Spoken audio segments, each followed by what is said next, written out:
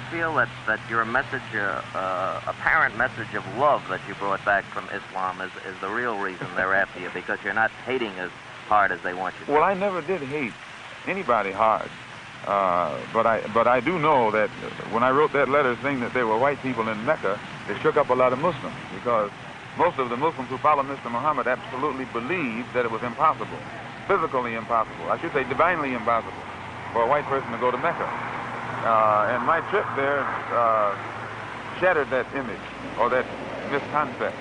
Anyone call you directly, Malcolm? Oh, I've been receiving calls ever since I left the Black Muslim movement. And what sort of calls, Malcolm? You're disenchanted in view of the fact that these men who were your brothers are making threats against your life? No, because actually it's not their fault.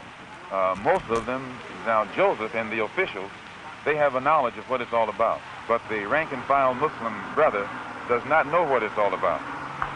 They are, out of religious sincerity, they think that they are doing the will of Allah by protecting a man who I myself taught them was divine.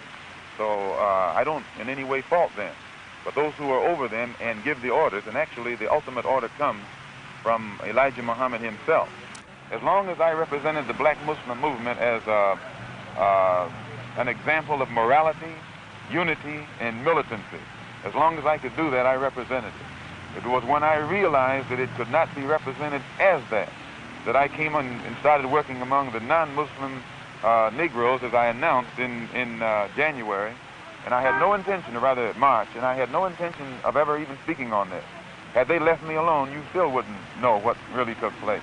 Why are they threatening your life? Well, primarily because they're afraid that I will tell the real reason that that I'm out of the Black Muslim movement, which I never told. I kept to myself.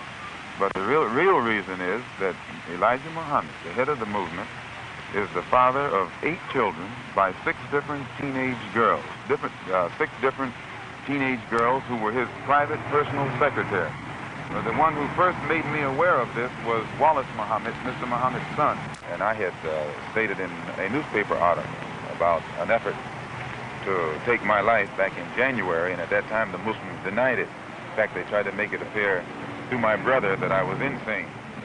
But on a program in Chicago called Hotline, that's moderated by Wesley South, John Ali, the national secretary, admitted, I think it was Wednesday or Thursday, one of these days last week, that they absolutely were going to kill me. What steps will you take to protect yourself from this threat? I take no steps. I have a rifle. If anybody comes to my house without a good reason, I intend to try and use it, and that's all. Right now? No, I don't worry. I tell you, I'm a man who believed that I died 20 years ago, and I live like a man who is dead already. I have no fear whatsoever of anybody or anything.